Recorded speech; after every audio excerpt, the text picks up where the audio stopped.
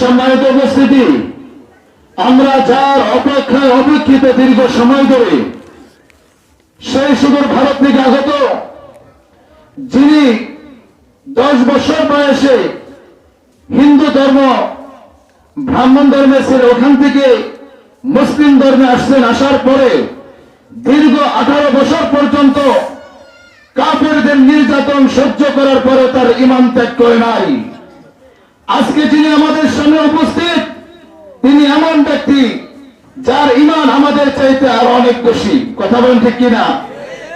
আজকে আমার আপনার ঈমানটাকে এত মজবুত বানানো দরকার, গোটা বিশ্বের কাফেররাও যদি আমাদেরকে কোন দিক থেকে হামলা করে আমাদের ঈমান ছাড়বো না। কথা বলেন ঠিক কিনা?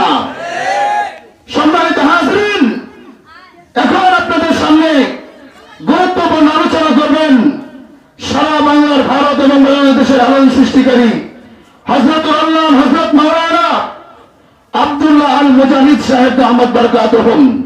হযরতকে তার সার্বজনীন আলোচনা করার জন্য মাহফিলের পক্ষ থেকে সবিনয় অনুরোধ জ্ঞাপন করছি।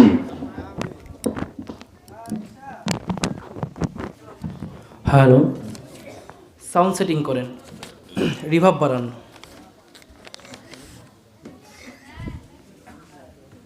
রিভার্ব বাড়ান। হ্যালো, বেস বাড়ান, রিভার্ব বাড়ান, ইকো কমান, রিভার্ব বাড়ান। হ্যালো, বেস বাড়ান, ভলিউম বাড়ান। হ্যালো, আসসালামু আলাইকুম ওয়া রাহমাতুল্লাহি ওয়া বারাকাতুহু। কেমন আছেন সবাই? সাউন্ড আর ধরা যাবে না, কোনোভাবেই আর সাউন্ড ধরা যাবে না। ভালো আছেন সবাই? ভালো আছেন? রাত তো অনেক গভীর হয়ে গেছে বাবা, 12টা বেজে গেছে। তবুও আপনারা যারা এখানে বসে আছেন, আল্লাহ রসুলের ঘরে বসে আছেন, তারা রাসূলকে ভালোবেসেই বসে আছেন, ঠিক কিনা? ঠিক কিনা জোরে বলেন। আর যারা চলে গিয়েছেন তাদের উপর আমার কোনো দাবি নেই, কারণ এত রাত পর্যন্ত এক জায়গায় বসে থাকা এটা যেমন তেমন বিষয় না। আমি একবার একটা মাহফিলে গিয়েছিলাম, আমার বয়ান 11টায়, পাশে একটা মাহফিল হচ্ছে, তা ভাবলাম একটু বসে বসে শুনি। মাগরিব বাদ গিয়ে বসলাম, তো আমার মনে হয় 20 মিনিট আমি বসে থাকতে পারি নাই, আর পাছা গরম হয়ে গেছে। সেইখানে আপনারা এত রাত পর্যন্ত এখানে জেগে আছেন। সাউন্ড বেস বাড়ান, বেস বাড়ান, গলা চিকুন না, বেসটা বাড়ান। এত রাত পর্যন্ত বসে আছেন, এটা আসলে সো টাফ বিষয়, অনেক কঠিন বিষয়। যারা বসে আছেন সবাইকে আসলে শুকরিয়া জানাচ্ছি এবং মহান আল্লাহর কাছে প্রার্থনা করছি প্রত্যেকেই যেন রাসূল পাক সাল্লাল্লাহু আলাইহি সাল্লামের রওজা মুবারক জিয়ারত করার তৌফিক হয়। বলেন আমিন, জোরে বলেন আমিন। রাসূলের সাথে দেখা করার অভিপ্রায়, আশা, এটা আমরা প্রতিটা মুসলমানের আছে, ঠিক কিনা জোরে বলেন? ঠিক না? যাকে না দেখে এত ভালোবেসেছি, যার নামে কেউ বাজে কথা বললে তাকে হত্যা করতেও আমার দ্বিধাবোধ হয় না, তার জন্য মরতেও আমার দ্বিধাবোধ হয় না, ঠিক কিনা জোরে বলেন? সেই রাসূলের সাথে দেখা করার স্বাদ কার কার নাই বলেন? প্রত্যেকের আছে না? প্রত্যেকের আছে না? মদিনা নাম কত মধু,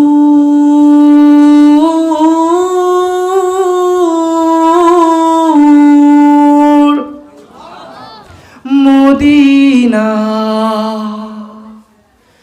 আর যে কত দূর,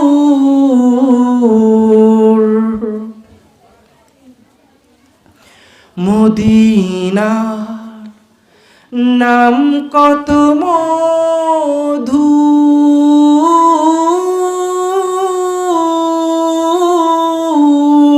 মদিনা আর যে কত দূর,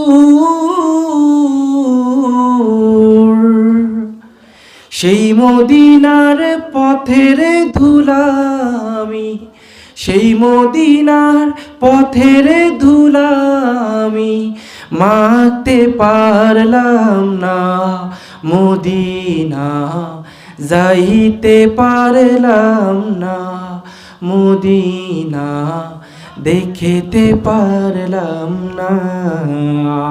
ঠিক কি না? আল্লাহ তাআলা আমাদের সবাইকে কবুল করুন। জোরে বলেন আমিন। আরো জোরে বলেন আমিন। একটা কমপ্লেন পেয়েছি আপনাদের এই ময়মনসিংহের বিভাগ, ময়মনসিংহের যারা বসবাস করেন তাদের মধ্য থেকে একজন আলেম আমাকে একটা কমপ্লেন দিয়েছে। তিনি বললেন, হুজুর এই বিষয় নিয়ে একটু কথা বললেন, যেহেতু এটা মহিলা মাদ্রাসা। ঠিক কি না? বাবারা, হিন্দু, খ্রিস্টান, বৌদ্ধ এরা সবাই মিলে বর্তমানে মুসলমানদেরকে ধ্বংস করার চেষ্টা করতেছে। ঠিক কিনা জোরে বলেন? সেই ধ্বংসের মধ্যে একটা ট্র্যাপ হচ্ছে হিন্দুরা ভালোবাসে মুসলমান মেয়েদেরকে। ভালোবাসে কাদেরকে? মুসলমান মেয়েদেরকে ভালোবাসে। ভালোবেসে কয় আমি হিন্দু থেকে মুসলমান হব। এরপরে কেউ কেউ মুসলমান হয়, 1-2 বছর কি করে সংসার করে, তারপর পেটে বাচ্চা দিয়ে চলে যায়। ঠিক কিনা জোরে বলেন?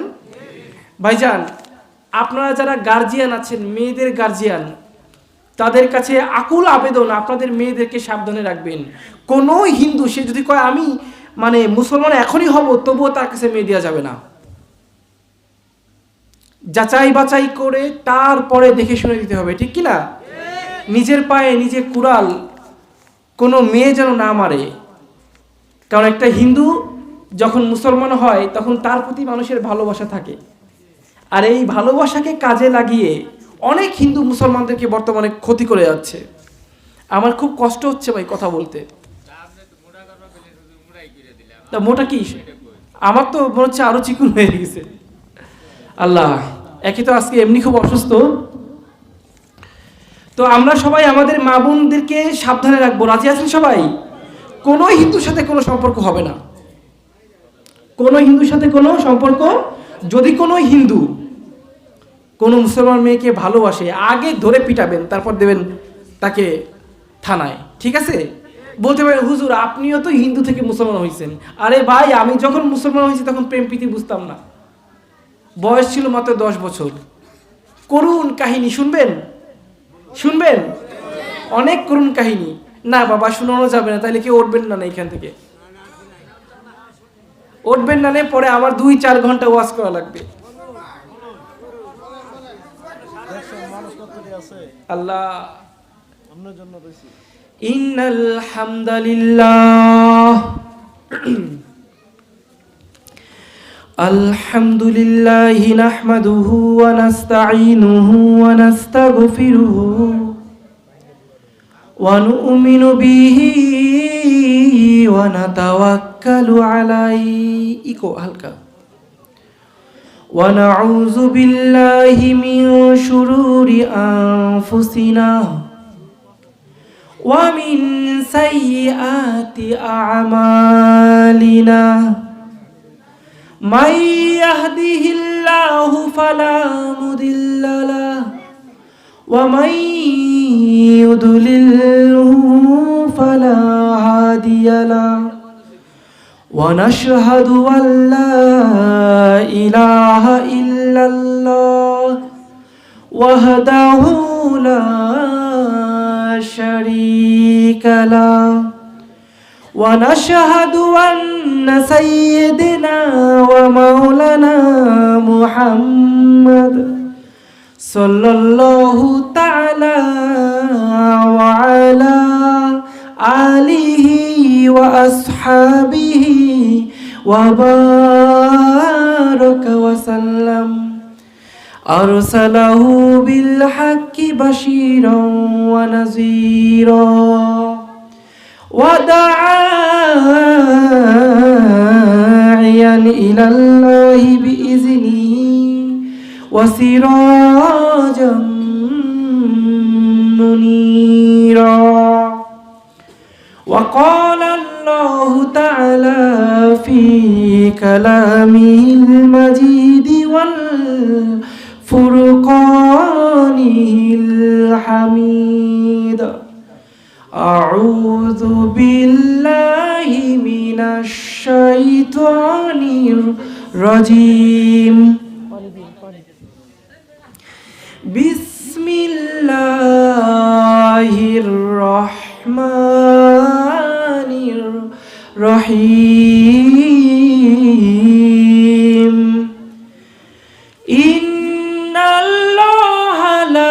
ইয়াগফিরু আইয়ুশরাকা বিহি ওয়া ইয়াগফিরু মা দুনা যালিকা লিমান ইয়াশা ওয়া মান ইউশরিক বিল্লাহ ফাকাদ দাল্লা দালালাম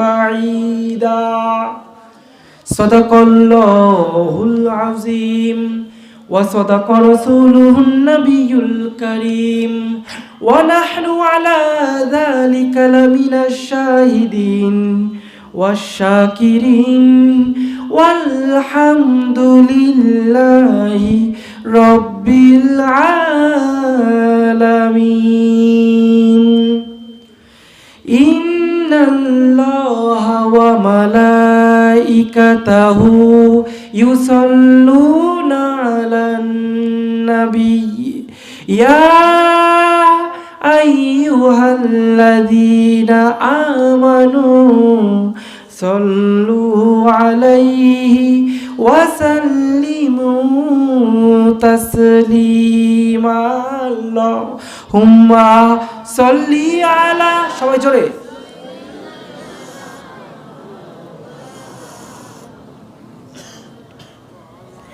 ওয়ালা আলি সাইয়্যিদিনা মাওলানা মুহাম্মাদ লা ইলাহা ইল্লাল্লাহ লা ইলাহা জোরে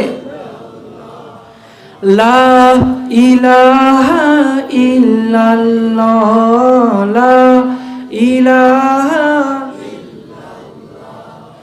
লা ইলাহা ইল্লাল্লাহ মুহাম্মাদুর রাসূলুল্লাহ সাল্লাল্লাহু তাহজিবুল বানাত মহিলা মাদ্রাসা রামভদ্রপুর ফকিরবাড়ি সংলগ্ন মুক্তাগাছা ময়মনসিংহ এর বার্ষিক ইসলামী মহাসম্মেলনের আজকে সম্মানিত সভাপতি সহসভাপতি আমন্ত্রিত ওলামা ইকরাম সামনে উপস্থিত তাওহীদি জনতা পর্দার আড়ালে মা ও বোনেরা যে যেখান থেকে আজকে আমার এই কথাগুলো শুনতে পাচ্ছেন সবাইকে জানাচ্ছি আন্তরিকভাবে আসসালামু আলাইকুম ওয়া রাহমাতুল্লাহি ওয়া বারাকাতুহু। আমি প্রচণ্ড অসুস্থ, বুকে প্রচুর ব্যথা করছে। ভাই জানে, ভাইকে দিয়ে ওষুধ নিয়ে আসছি। আমি শুয়ে পড়ছিলাম। সাধারণত কোনো মাহফিলে আমি অসুস্থ হই না, আজকে প্রচুর অসুস্থ। আমি জানি না কতক্ষণ কথা বলতে পারবো, তো থাকবেন তো শেষ পর্যন্ত আমার সাথে। মাহফিল কর্তৃপক্ষকে অনুরোধ জানাচ্ছি, ঠিক সামনে দুজন মা অথবা বোন বসে আছেন, ওইখানে বসে বসে ওয়াজ শুনতেছেন, ভেতরে তাদেরকে একটু বসার ব্যবস্থা করে দিন। আছে? হ্যাঁ, একটু নিয়ে যান তাদেরকে।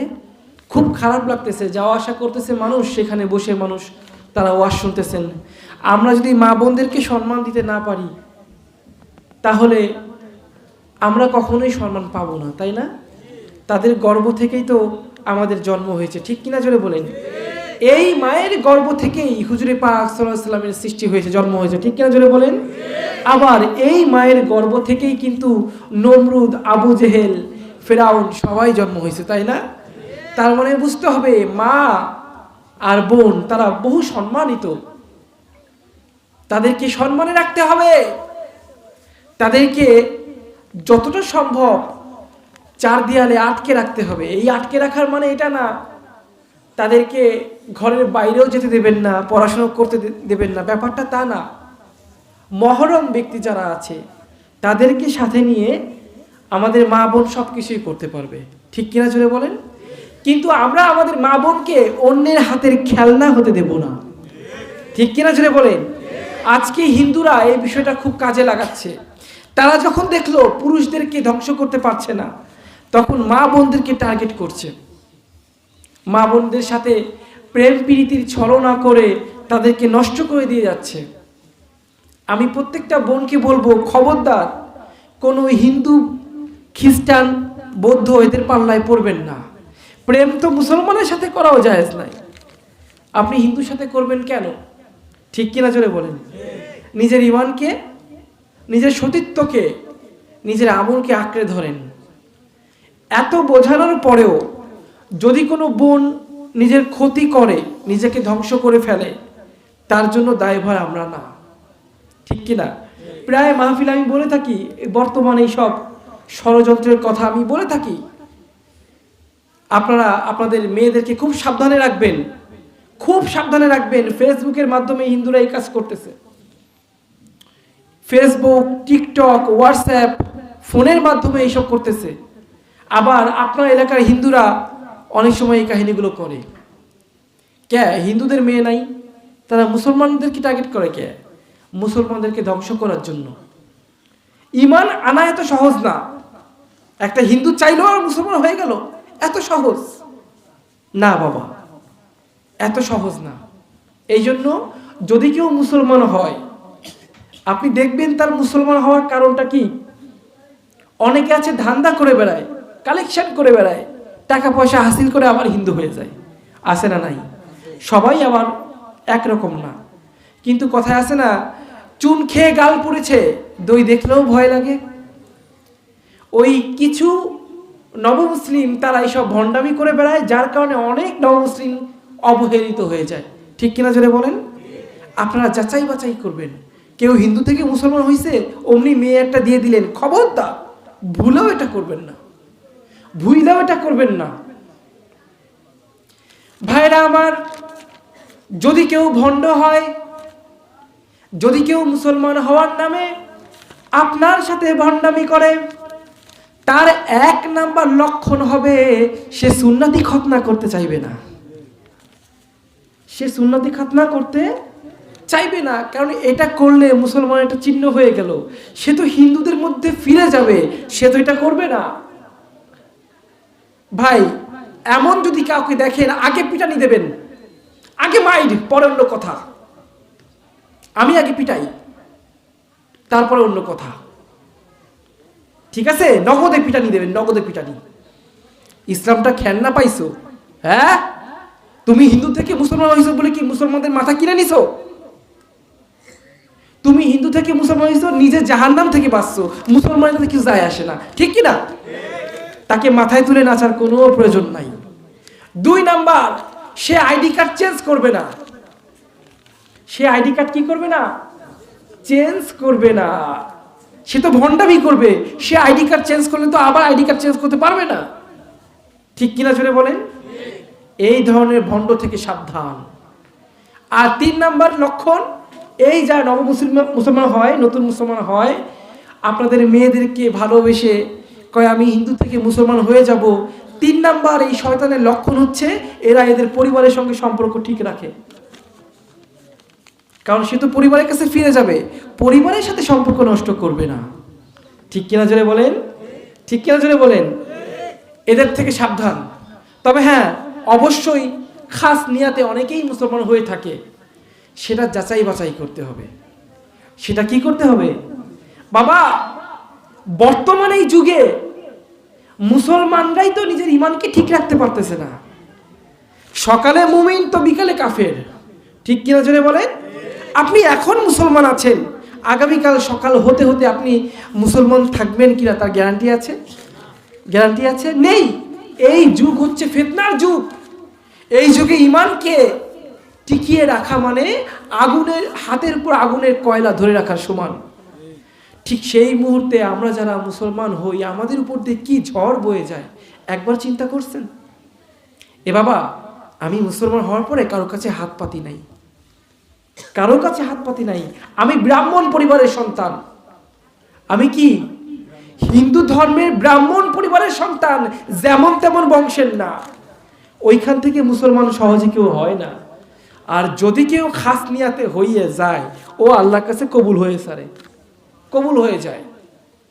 ঠিক আছে বাবা, আমার ক্ষেত্রেও ঠিক তেমন হয়েছে। শুনবেন কাহিনী বলবো? হ্যাঁ,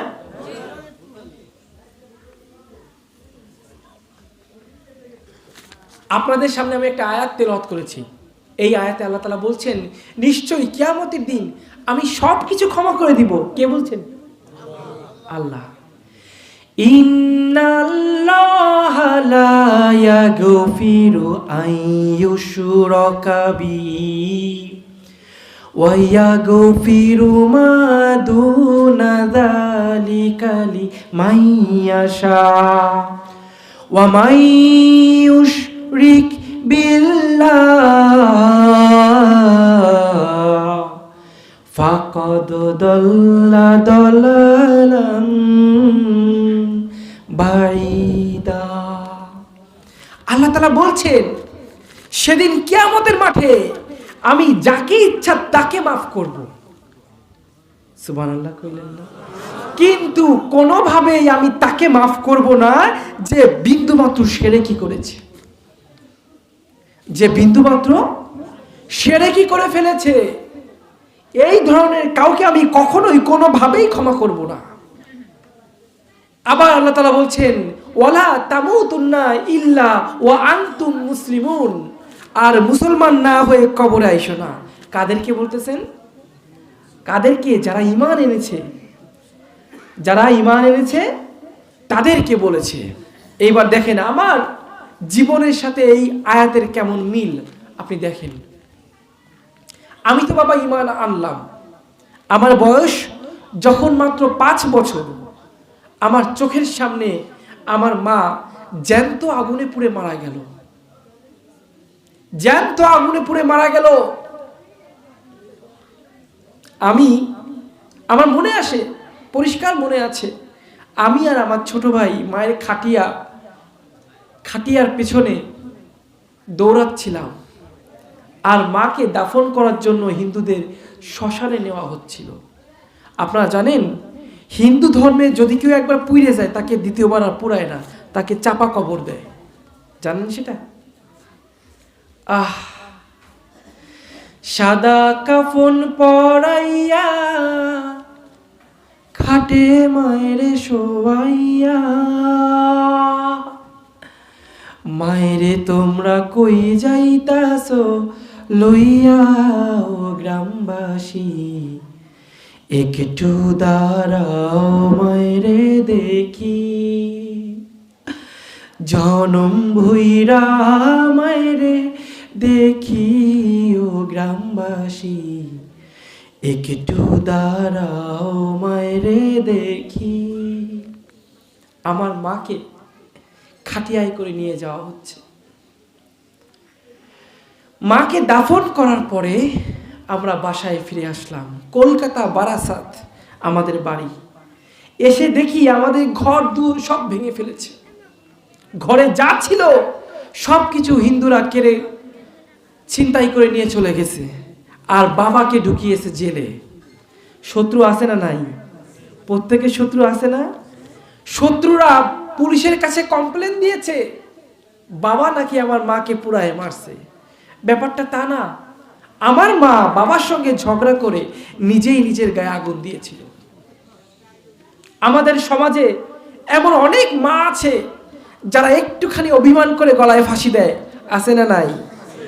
আবার কেউ আগুন ধরায় দেয়, আবার কেউ সংসার ছেড়ে চলে যায়, আছে না নাই?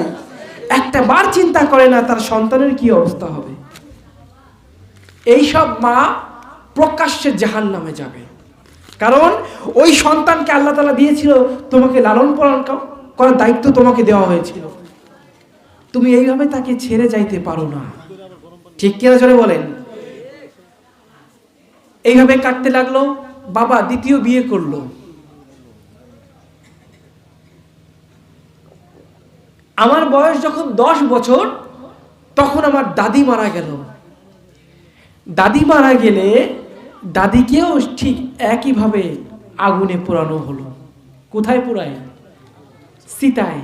কোথায় পোড়ায় বাবা? চিতা দেখছেন? কে কে হাত তোলেন তো। দেখছেন না? সবাই দেখছেন না? এ বাবা, ওই চিতা হচ্ছে জাহান্নামের এক টুকরো উদাহরণ।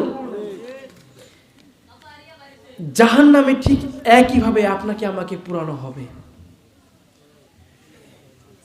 আজ মুসলমান হিন্দুদের চিতা দেখে আর মিসকি মিসকি হাসে। কিন্তু একটা চিতা তোমার জন্য অপেক্ষা করে আছে। তুমি যদি মুসলমান না হয়ে কবরে যাও, ওই কবরটাকে চিতা বানাবে কিনা? চিতা বানাই দেবে কিনা?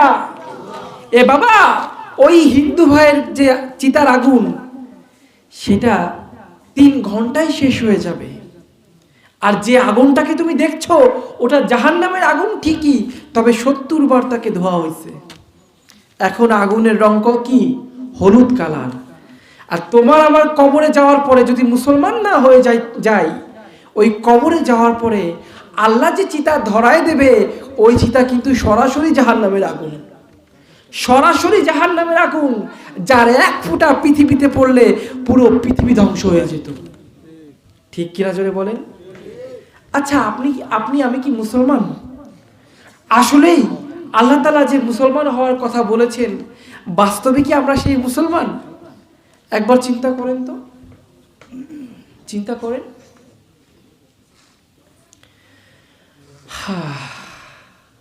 हम सब मुसाफिर दिल ना लगा, अहले हक से दिल तुझे अब कर तजा, हम सब मुसाफिर दिल ना लगा, अहले हक से दिल तुझे अब कर तजा,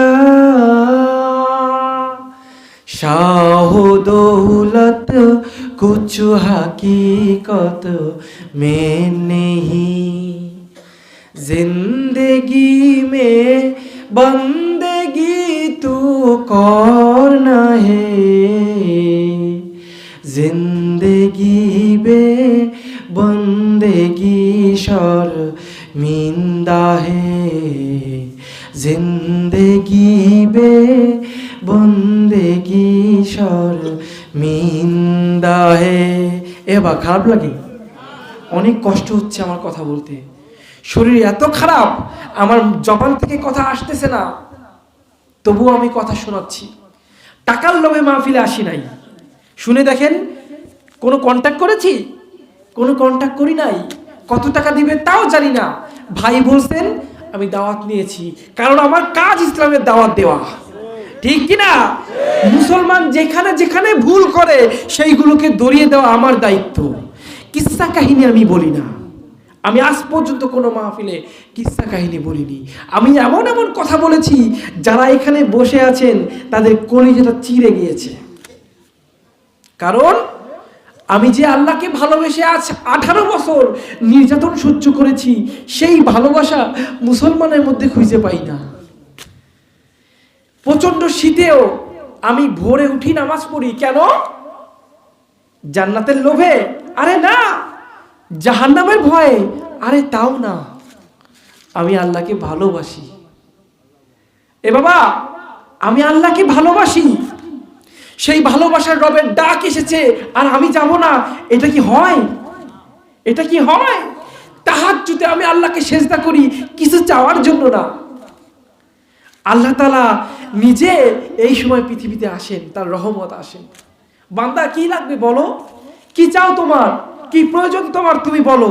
তার রহমত এসেছেন, তার রহমত আসা মানে তো তার আশা। ঠিক কিনা? এ বাবা, তার সম্মানের জন্য আমি তাকে সেজদা করি, তাকে একটা সম্মান জানাই সেজদা করে। তুমি এসেছো, একটা সেজদা নাও, এটা তোমার আশা উপলক্ষে সম্মান।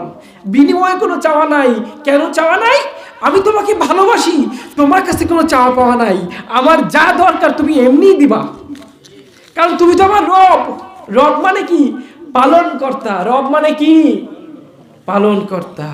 তিনি খালি সৃষ্টি করেন না, সৃষ্টি করে আপনাকে লালন পালনও করে। এটা তিনি করে থাকেন, এটা তার দায়িত্ব। ঠিক কিনা জোরে বলেন? এজন্যই দেখবেন একজন হিন্দু আল্লাহকে সিজদা করে, সে কি না খেয়ে মরে? না খেয়ে মরে না। একজন খ্রিস্টান কি রোজা রাখে? রাখে না, তবু কি সে না খেয়ে মরে? এ বাবা, পুরো পৃথিবীতে যা আছে, যত প্রাণী আছে, সবাইকে লালন পালন করার দায়িত্ব কার? আল্লাহ।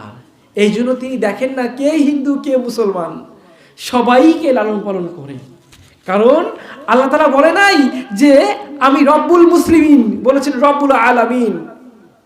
রব্বুল আলামিন, যত জগৎ আছে সমস্ত জগতের রব কে? আমার আল্লাহ। সেই আল্লাহর কাছে আমি চাই না, চাবেন অবশ্যই চাইতে হবে, চাইতে হবে। দোয়া হচ্ছে ইবাদতের মূল অংশ, চাইতে হবে। আপনারা সবাই চাবেন, যত পারেন দোয়া করবেন। কিন্তু আমার মন বলে আমি অর্থ সম্পত্তি আল্লাহর কাছে চাবো, যদি আল্লাহ নারাজ হয়ে যায়, যদি আল্লাহ নারাজ হয়ে যায়, যদি কিয়ামতের মাঠে বলে বসে, এই তুই মুসলমান হয়েছিস, তোকে আমি টাকা দিছি, পয়সা দিছি, সম্মান দিয়েছি, সব দিয়েছি, তুই আমার কাছে কি চাইস? আর কি চাইস? আমি তখন কিভাবে মুখ দেখাবো আল্লাহর কাছে? আমি না তাকে ভালোবাসি? ভালোবাসা নিঃস্বার্থ হয়। ভালোবাসা কি হয়? নিঃস্বার্থ হয়। আল্লাহকে যদি একবার ভালোবাসতে পারেন অন্তর থেকে, মন থেকে, দেখবেন ফজরের নামাজে যত শীত পড়ুক আর ঘুমায় থাকতে পারবেন না। আর ভালোবাসা যদি গভীর হয় তাহলে আমার মতো কাজ করবেন। আমি যেমন আল্লাহকে বলি আল্লাহ ফজরের সময় ডাইকে দিও, ঠিক ফজরের সময় এমন এমন কাহিনী হয় আমার সাথে, আমার ঘুমটা ভাঙিয়ে যায়। হয় খাটটা ধরে কেউ ঝাঁকুনি দেয়, নাই মাথায় কেউ সুরসুরি দেয়, নয় স্বপ্নে কিছু একটা দেখি ঘুম ভেঙে যায়, নয় কোনো আওয়াজ শুনি, না হয় কেউ আমার নাম ধরে ডাকে। কোনো না কোনোটা ওসিলে আল্লাহ ঘুম ভাঙ্গাই দেয়। আর যে ব্যক্তি নিয়মিত ফজরের নামাজ পড়ে, বাই চান্স যদি একদিন উঠতে না পারে, তাতে তার গুনাহ হয় না, সে উঠে নামাজটা আদায় করে নেবে, কারণ সে তো নিয়মিত ফজরের নামাজ পড়ে, ঠিক কিনা?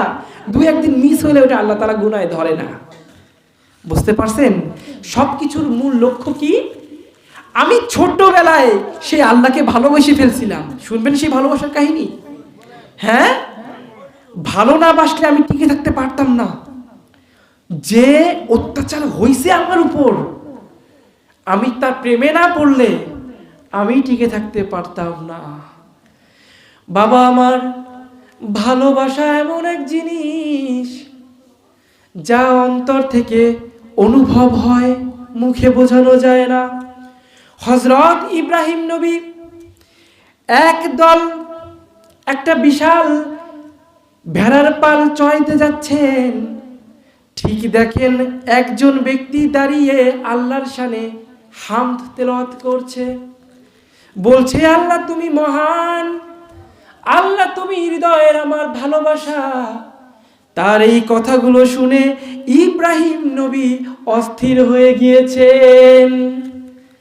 তিনি বললেন, হে যুবক আবার বলো। যুবক বলল, আমি যদি বলি গো নবী, তবে আপনি আমারে কি দেবেন?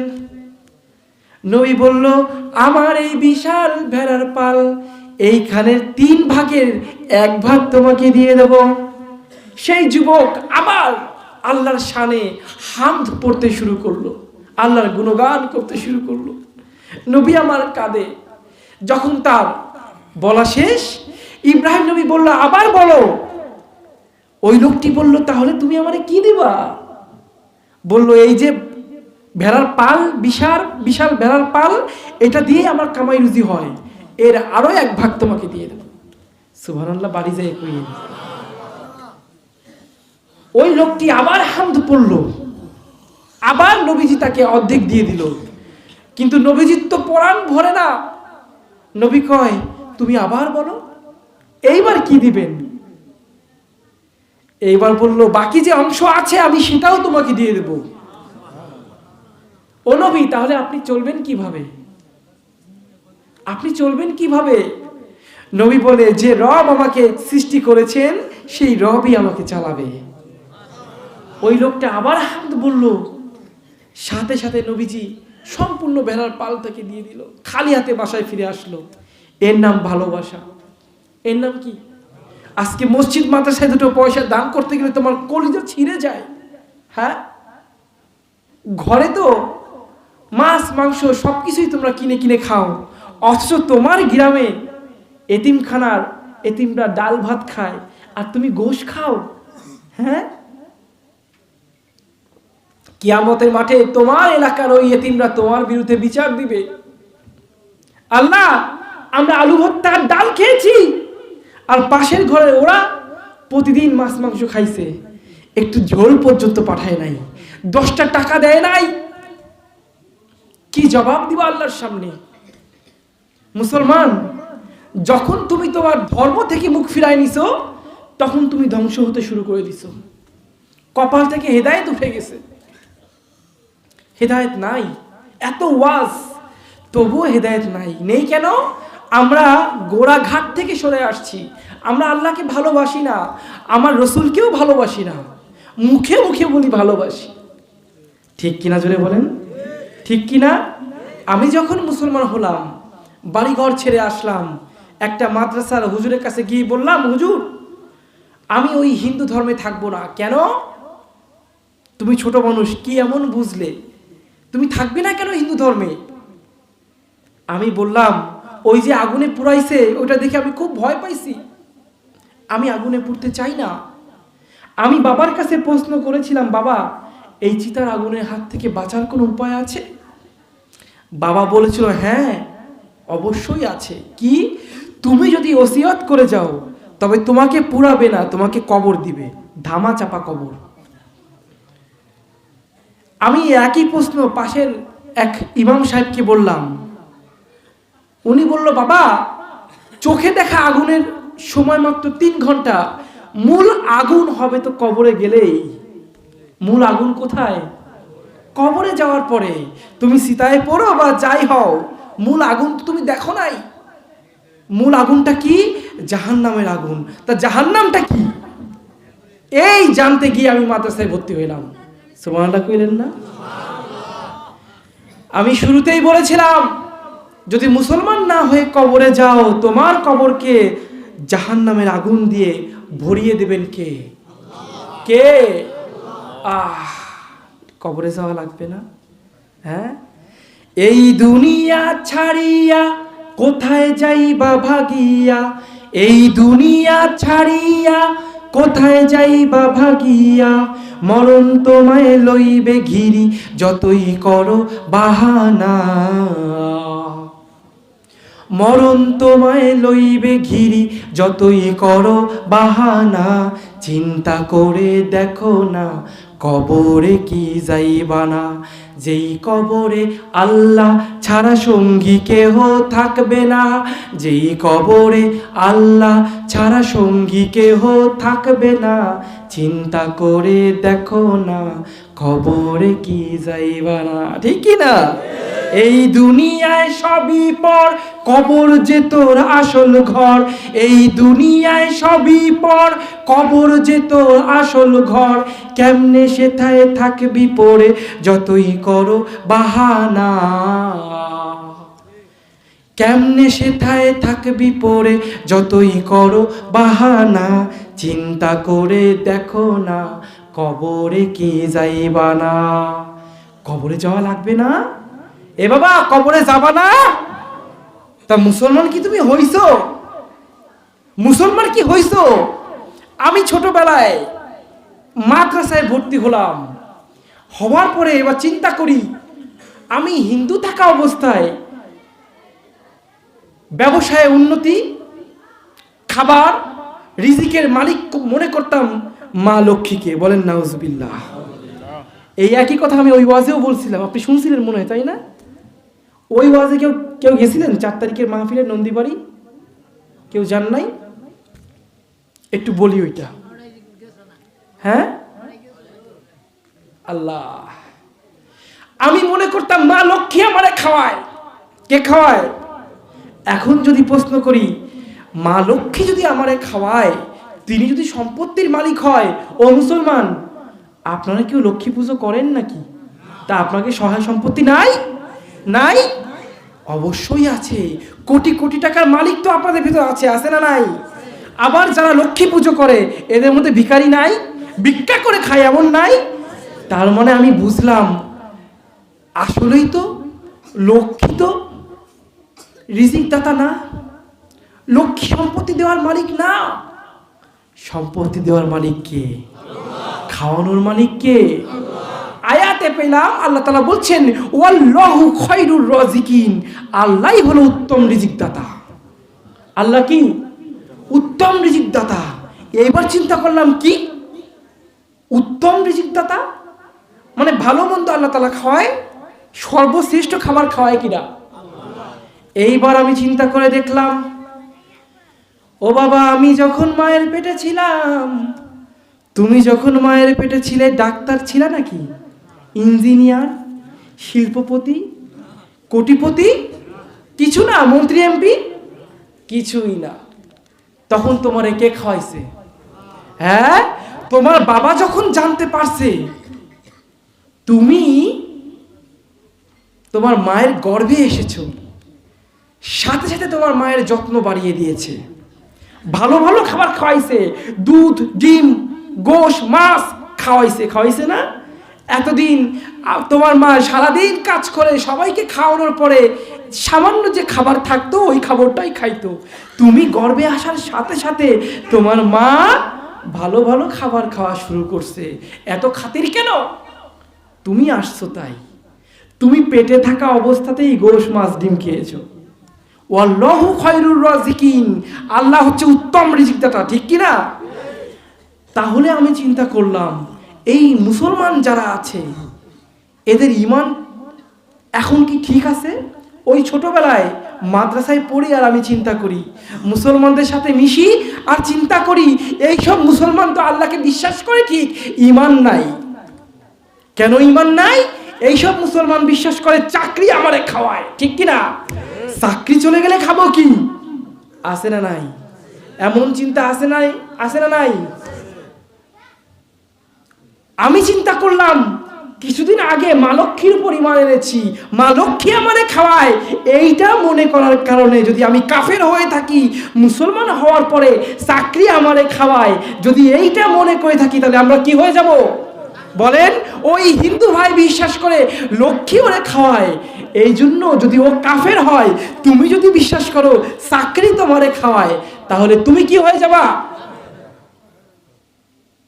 আমি চিন্তা করতেছি, আল্লাহ তাআলা সব চিন্তা আমার ভিতর ঢুকাই দিচ্ছে, ঈমানটাকে শক্ত করতেছে, কারণ আল্লাহ তাআলা জানে আমার কপালে কি আছে। আমার যদি ঈমান আল্লাহ শক্ত না করে দেয় ওই ছোটবেলায়, আমি টিকতে পারবো না। তো আমি টিকতে পারবো না। হাজার হাজার মানুষ মুসলমান হয়, 10 বছর বয়সে মুসলমান কয়জন হয় দেখা হতো? 1 কোটিতে একজন কি 10 বছর বয়সে মুসলমান হয়? মুসলমান হয়েছে ঠিক আছে, আমি 2 বার হিন্দু হয়ে গেছি, আবার ব্যাক করে ফিরে আসছি ওই মুহাব্বতের কারণে। ওদের অত্যাচার সহ্য করতে না পেরে আমি হিন্দু হয়ে গেছি, আবার কাম ব্যাক করেছি 2 বার। এটা কি যেমন তেমন বিষয়? এ বাবা, আমার কোনো সহায় সম্পত্তি নাই, 1 ফুটা জমি আমার নাই, আমি এই দেশেও বাইশে বেড়াই, ওই দেশেও বাইশে বেড়াই, আমার কোনো ঘর বাড়ি নাই, জমি জমা নাই। ওয়াজ করি মাত্র 2 বছর। কয় বছর? 2 বছর। আমার কোনো ভিডিও তেমন পাবেন না, আমি ওয়াজ তেমন ভিডিও করাই না, মিডিয়া ডাইকে ভিডিও করাই না, তা সত্ত্বেও আল্লাহ তাআলা নাম ডাক বাড়াই দিচ্ছে। সুবহানাল্লাহ কইলেন না? যতগুলো মাহফিল করি সব জায়গাতেই প্রধান বক্তা। সুবহানাল্লাহ কইলেন না? এটা অহংকার না শুকরিয়া? আল্লাহ যদি কারো সম্মান দেয় তাহলে এমনি সম্মান বাড়ায় দেবে। তোমার মন থেকে ডাক আসবে, অমুক জায়গায় এক মুসলিম আছে, ওকে নিয়ে আসি, আমার ওয়াজের ভিডিও দেখা লাগবে না, এমনি মন থেকে ডাক চলে আসবে। আমাকে যারা দাওয়াত দেয় এরা ভিডিও দেখে দেয় না, এরা আল্লাহ তাআলার পক্ষ থেকে দাওয়াত দেয়, কারণ এটা আমার ব্যবসা না। এটা আমার কি ব্যবসা না।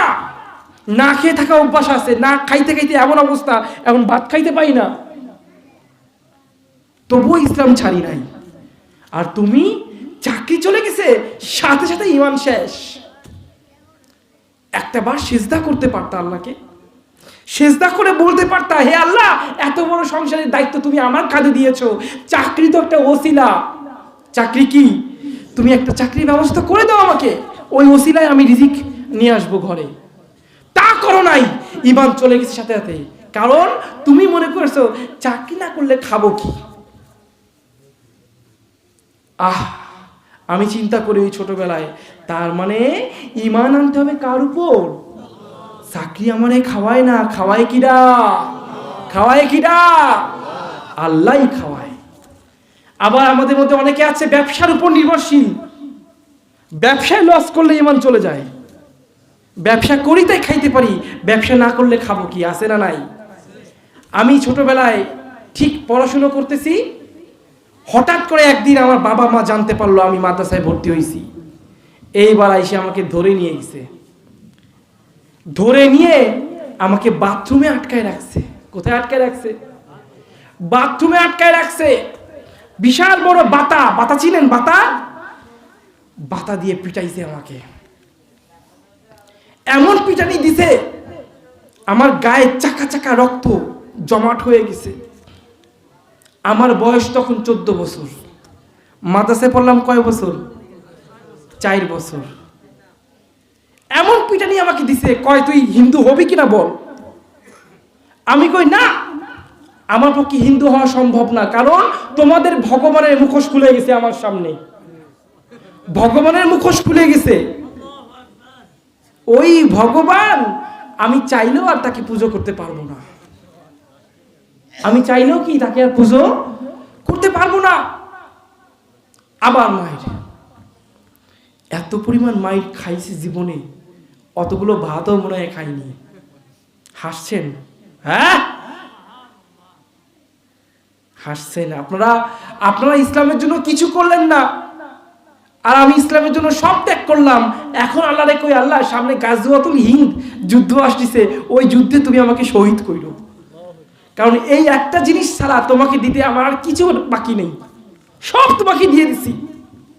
এ বাবা, জামা কাপড়ও বেশি নাই, আমার বেশি জামা কাপড় কিনি না, আমার কিছু নাই আল্লাহ, খালি জীবনটা আছে। আর একটা ছেলে চাইছিলাম আল্লাহর কাছে, আল্লাহ একটা ছেলে দিছে। তোমাদের তো কানেকশন নাই আল্লাহর সাথে, তাই চাইলে পাও না। আর আমি সহজে চাই না, যদি চাইয়ে বসি আল্লাহ সেটা মিস করে না। সুবহানাল্লাহ কইলে না? বিয়ের 4 দিনের মাথায় আল্লাহর কাছে ছেলে চাইলাম, তাহাজ্জুদ নামাজ পড়ে। আল্লাহ একটা ছেলে লাগবে। কেমন কন্ডিশন আছে? তুমি দিবা, হবে না। তুমি তোমার ইচ্ছা মতো দিবা, হবে না। আমার ইচ্ছা মতো দেওয়া লাগবে। আমি তোমার ভালোবাসি না, আমার এখন দাবি আছেন নাই? এ ভাই, দাবি আছে না নাই? হ্যাঁ, সেই দাবি আমি জানালাম। ছেলেটা হওয়া লাগবে ফুলের মতো সুন্দর। 1 নাম্বার শর্ত দিচ্ছি, কারে? মামাবাড়ির আবদার। 2 নাম্বার, কোনো রোগ বালাই থাকবে না।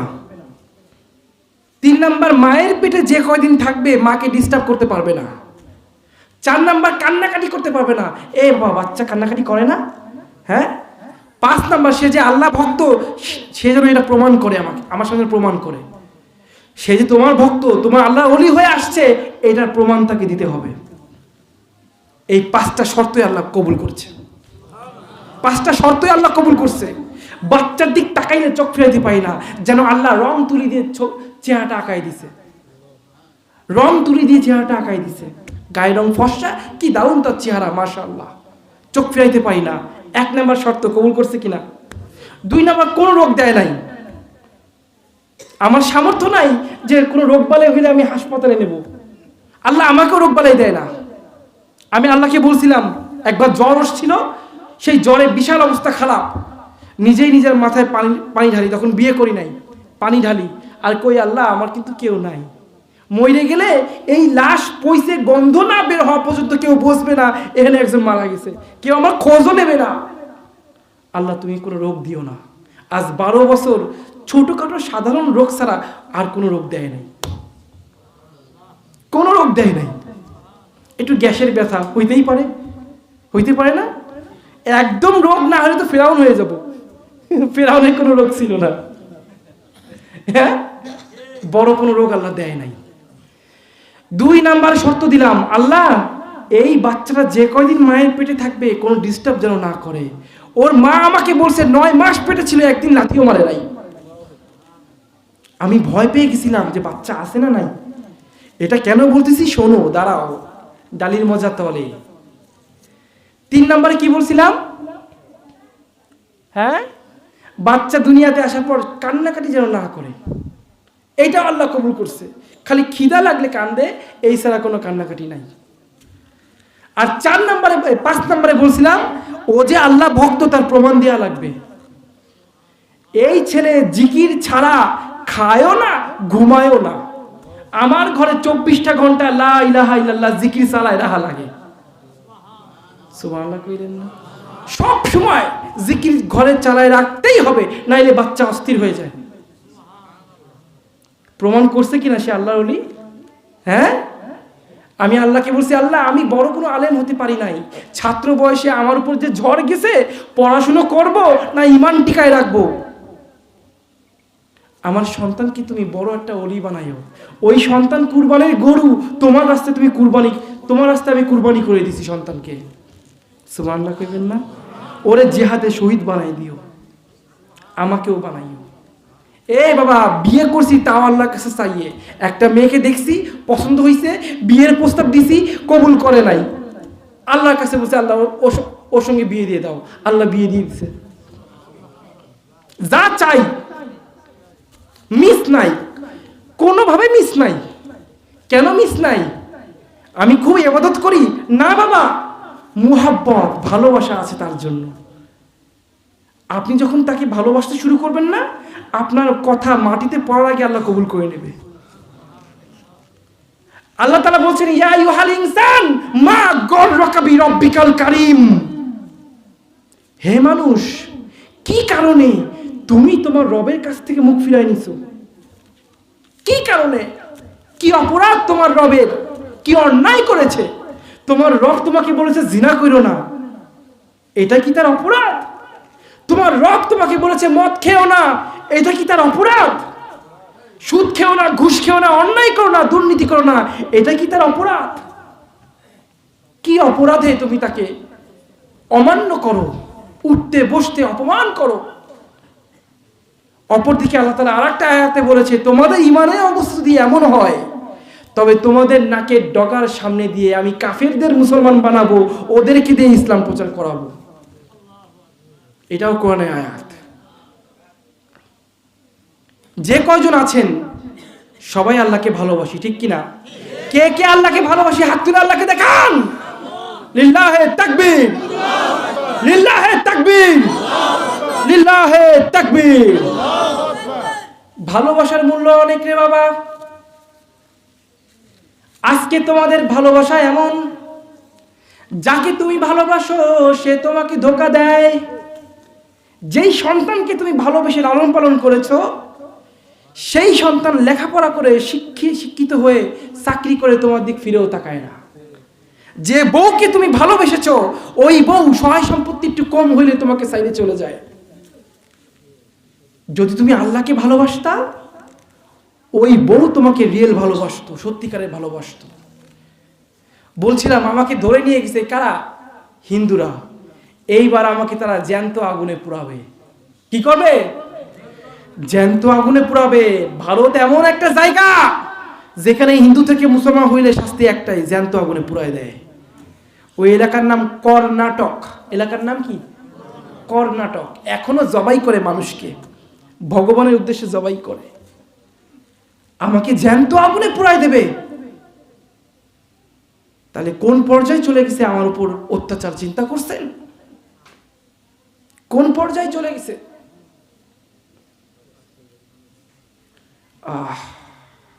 ওই দিন রাত্রে স্বপ্নে দেখলাম আমাকে কেউ একজন বলছে আমি হিন্দু হয়ে যাব। বাঁচতে তো হবে, আর তো কোনো অপশন নেই। আমি বললাম পরের দিন সকালে, ঠিক আছে আমি হিন্দু হয়ে যাব। এটা আমার পরিবার করে না, এটা হিন্দু মহাগুরু যারা আছে তারা করছে আমার সাথে। ব্যাস, হিন্দু হয়ে গেলাম। এই হচ্ছে প্রথম দফার হিন্দু। কে বাঁচাইছে আমারে? আল্লাহ জানে। ওকে আগে জানে বাঁচাই, পরে আবার ব্যাক করে আমি আনবো।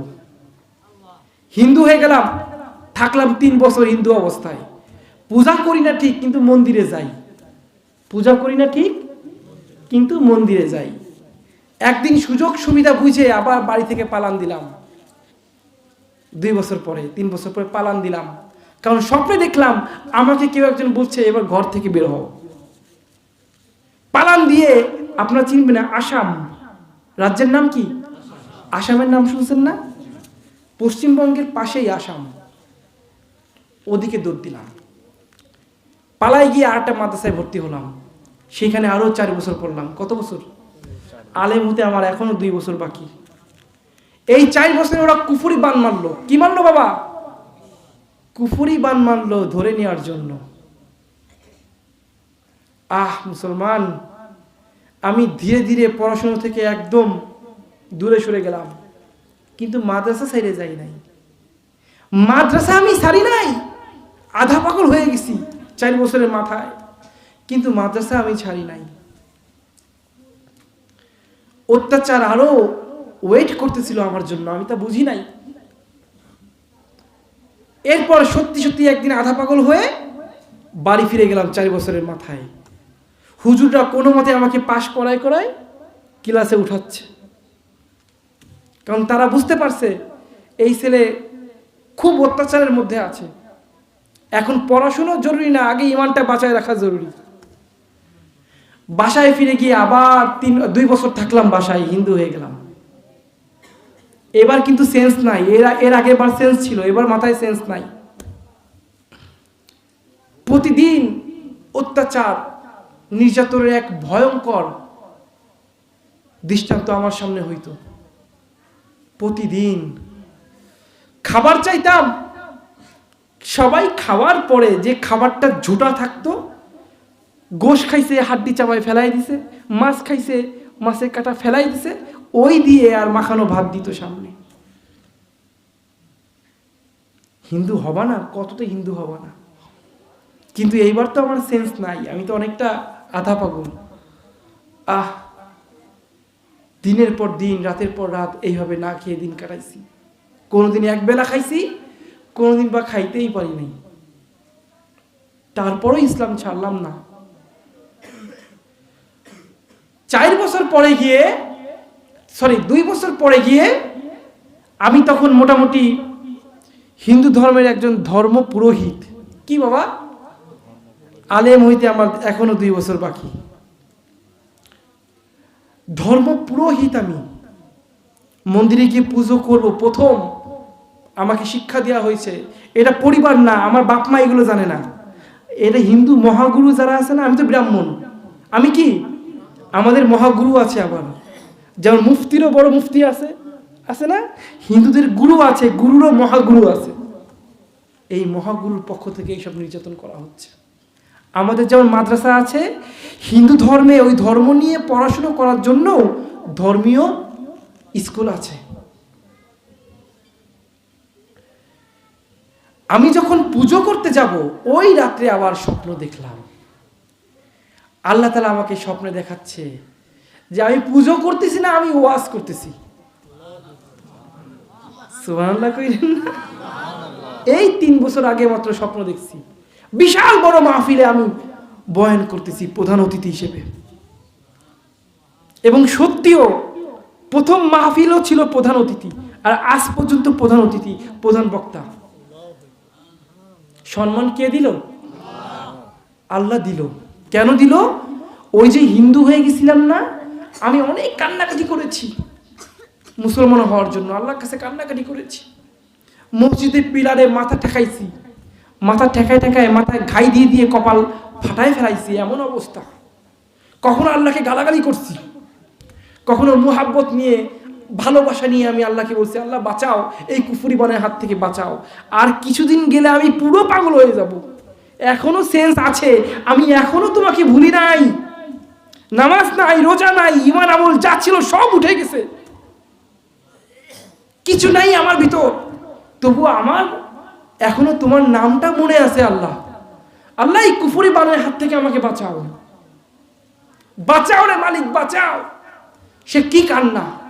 কিয়ামতের মাঠে সবাই তো আমল দেখতে পারবেন, প্রত্যেকের আমল আল্লাহ তাআলা ভিডিও ভাবে দেখাবে। এ বাবা, এই দুনিয়ার বুকে প্রজেক্টর চালায় না, এই যে বিভিন্ন ওয়াজে যাই প্রজেক্টর চালায় না, বড় বড় মাঠে 3-4টা মাঠে এরকম প্রজেক্টর চালায় দেয়, মা বোনরা দেখে, অন্য মানুষ দেখে। কিয়ামতের মাঠেও আল্লাহ তাআলা প্রজেক্টর চালায় দেবে। কে কি আমল করছো সব মানুষ দেখতে পাবে। ওই দিন আমি আল্লাহর জন্য কি পাগলামি করছি সব দেখতে পাবো, সব প্রকাশিত হয়ে যাবে। সেদিন সব প্রকাশিত হয়ে যাবে। মুসলমান, তোমাকে দিকে তাকাইলে আফসোস হয়, তোমাদের ভিতর সব আছে, খালি আল্লাহর জন্য ভালোবাসা নাই। সব আছে, ভালোবাসা নাই। তুমি আল্লাহকে আল্লাহ বলে মানো ঠিক, কেউ কেউ নামাজও পড়ো, কিন্তু চিন্তা করে দেখো তো ভালোবেসে কয়টা সিজদা করছো? আল্লাহ যদি কয় তুই নামাজ পড়বি তোর জান্নাত দেবো না, তাহলে কে কে সিজদা করবো এখানে আল্লাহকে? আমি আল্লাহকে বলি আল্লাহ আমার আমলের দিক তাকায়ও না, ওই আমল দিয়ে আমি জান্নাতে যাব না। ওই আমল দিয়ে কি জান্নাতে যাওয়া সম্ভব না। যাইতে হবে আমাদের মুহাব্বত, ভালোবাসা, তাকওয়া দিয়ে। ঠিক কিনা মুসলমান? আমার মাইকের আওয়াজ যত দূর যাচ্ছে, দুটো পায়ে হাত ধরি, হাতে পায়ে ধরে আমি বলছি, তোমরা যারা মুসলমান আছো, মা বোনেরা আর আমার বাবা যুবকরা, একটু ভালোবাসো আল্লাহকে, একটু ভালোবাসো, অন্তর থেকে ফিল করো আল্লাহকে, মুখে জিকির রাখো আল্লাহ। জিকির রাখলেই ভালোবাসা তৈরি হয়ে যাবে। দেখবা তোমাকেও আল্লাহ তাআলা সম্মানিত করবে। ঠিক কিনা? ঠিক কিনা? নাকি আল্লাহ আমার একার? আল্লাহ আমার একার? আমি দোয়া করলে দোয়া কবুল হয়। আমি কারো মাধ্যমে যদি কষ্ট পাই, তার নামে বদদোয়া করলে সাথে সাথে লাইগে যায়, 1 সেকেন্ড লেট হয় না। এই জন্য বদদোয়া করি না, খুব ভয় পাইছি আমি। একজনের নয় বদদোয়া করে খুব ভয় পেয়ে গেছি, আর বদদোয়া করি না। না, 3 জনকে বদদোয়া করছিলাম। একজনের পেটের বাচ্চা নষ্ট হয়ে গেছে, আমার খালা। সে আমার কাছ থেকে কুরআন শরীফ কাইরে নিয়ে ফুটবল খেলছিল। তখন বাড়ি ফিরে গেছিলাম, নাউজুবিল্লাহ বলেন না। আমি কইছিলাম কি মাসি, মাসি বলে, কি বলে, মাসি তুমি আমার প্রিয় জিনিস নিয়ে নিছো, আল্লাহ তোমার প্রিয় জিনিস নেবে। মাসির পেটে বাচ্চা ছিল, এইটা আমি খেয়াল করিনি। একটা মায়ের কাছে সব থেকে প্রিয় জিনিস কি? ওই বাচ্চা 3 দিনের মাথায় একদম রক্ত হয়ে বেরোয় গেছে, পড়ে গেছে, বাচ্চা একদম গলে গেছে। আমি আর বদদোয়া দিই না কাউকে, আর কাউকে বদদোয়া দিই না, কারণ আল্লাহ সহ্য করতে পারে না। বদদোয়া দেব সঙ্গে সঙ্গে লেগে যাবে, যা কব তাই হবে, 100% গ্যারান্টি। আমার ভালো দোয়া কবুল হোক বা না হোক, বদদোয়া কবুল হইয়াই যায়। আমি আর কাউকে বদদোয়া দিই না, খালি কই হেদায়েত দাও, হেদায়েত দাও, যত অন্যায় করো হেদায়েত দাও, বদদোয়া দিই না। তবে অপমানিত হইলে বদদোয়া দিয়ে দিই, অপমান করবো বদদোয়া দিয়ে দিই, আর তাও ইমানকে বাজি ধরে বদদোয়া দিই। আমি যতগুলো দোয়া করছি আল্লাহর কাছে, ইমানকে বাজি ধরছি, এই জিনিস দিবা না হিন্দু হয়ে যাব, আল্লাহ দিয়ে দিছে। কারণ আল্লাহ চায় না আমি হিন্দু হয়ে যাই। আল্লাহ কইলেন না, আমার যে কান্না, আমার যে মুহাব্বতের রব, আমি তাকে ভালোবাসি, সে কি আমার ঘৃণা করবে? হ্যাঁ, সে তো ঘৃণা করবে না। আল্লাহ তাআলা বলছেন তুমি তাকে স্মরণ করো, সে তোমাকে স্মরণ করবে। তুমি তাকে একা স্মরণ করো, সে তোমাকে একা স্মরণ করবে। তুমি তাকে মজমায় স্মরণ করো, তুমি যতখানি লোক সমাবেশ নিয়ে স্মরণ করছো, তার থেকে দ্বিগুণ সমাবেশে সে তোমাকে স্মরণ করবে। তুমি এক হাতে এগিয়ে যাও, তিনি তোমার কাছে দৌড়ায় ছুটে আসবে। কে বলছে? আল্লাহ তো প্রমাণ দিছে আমাকে। তা না হলে মুসলমান হয়ে পাইছি কি? কোটিপতি হয়ে গেছি নাকি? হ্যাঁ, কিছুই নেই আমার। ওপেন চ্যালেঞ্জ করলাম, আমার মাত্র 1000 টাকা জমা আছে, যদি এটাও কেউ দেখাতে পারো, আমি তাকে আমার জবাই করে আমার নিজের রক্ত দিয়ে তাকে গোসল করে দেব। 1000 টাকাও আমার কাছে জমা থাকে না। আমি এই পারে কিছু চাই না বাবা, আমার যা দরকার সব ওই পারে। আমি এই পারে ভিখারি, তো ওই পারে কি বাদশা, ওই পারে কি বাদশা। আমার নবী বলে, বুখারী শরীফে হাদিস, শেষ জামানায় হকপন্থী ভাবে যদি কেউ মুসলমান হয়, তুমি তার হাতে হাতটা মিলাইও, কারণ তুমি সাহাবী পাও নাই, ওরাই হচ্ছে আমার সাহাবী।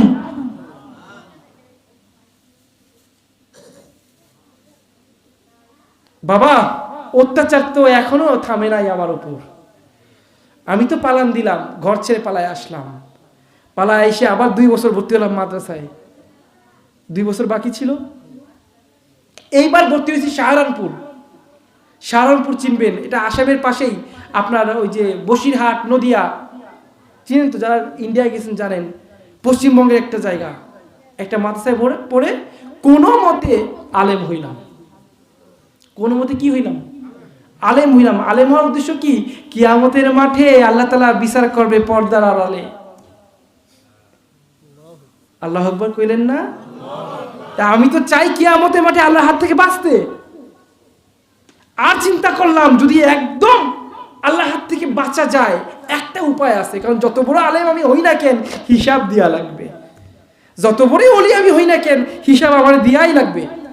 কিন্তু একটা উপায় আছে, কোনো হিসাব নাই। সেটা কি জানেন? ওয়াতুজাহিদুনা ফি সাবিলিল্লাহ, আল্লাহ রাস্তায় জিহাদ করে শহীদ হইতে পারলে। যদি শহীদ হইতে পারো না, কোনো হিসাব নাই। আর এই কবরে গেলে সওয়াল জবাবটাও হবে না। কবরে যাওয়ার পর কাজ একটা, একটু ঘুম, আর টাইম মতো আল্লাহ রিজিক পৌঁছায় দেবে। আল্লাহ তাআলা বলছেন, তোমরা শহীদদেরকে, আমার রাস্তায় যারা মারা যায়, এদেরকে তোমরা মৃত বলো না, এরা শহীদ। এরা কি জীবিত, এদের কাছে রিজিক পৌঁছানো হয়, তোমরা সেটা বুঝতে পারো না। এ বাবা, রিজিক মানে কি শুধু খাবার?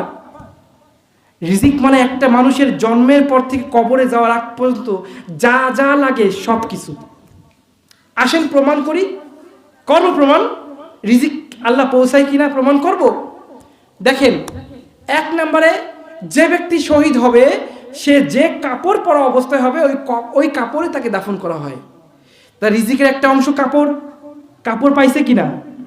দুই নম্বরে তার শরীর পচবে না।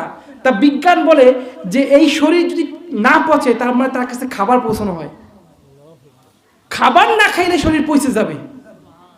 সুবহানাল্লাহ করেন না? তার মানে ফেরাউনের লাশ পচে নাই, ওর কাছে মানে রিজিক পৌঁছায়। এ বাবা না, ওটা ওয়ান পিস। ওইটা কি? One piece. পৃথিবীতে আরো অনেক দেহ আছে যেগুলো এখনো পচে নাই, সেইগুলোকে মেডিসিন দিয়ে রাখা হয়েছে। কিন্তু ওই ফেরাউনের লাশে কোনো মেডিসিন নাই, ওইটা আল্লাহ তাআলা ডাইরেক্ট মেডিসিন দিছে। তার মানে কি, ওরে খাবার খাওয়ায়? হ্যাঁ না, ওরা শুটকি বানায় ফেলাইছে। ওরা শুটকি মাছ, ওরা কি মাছ? শুটকি।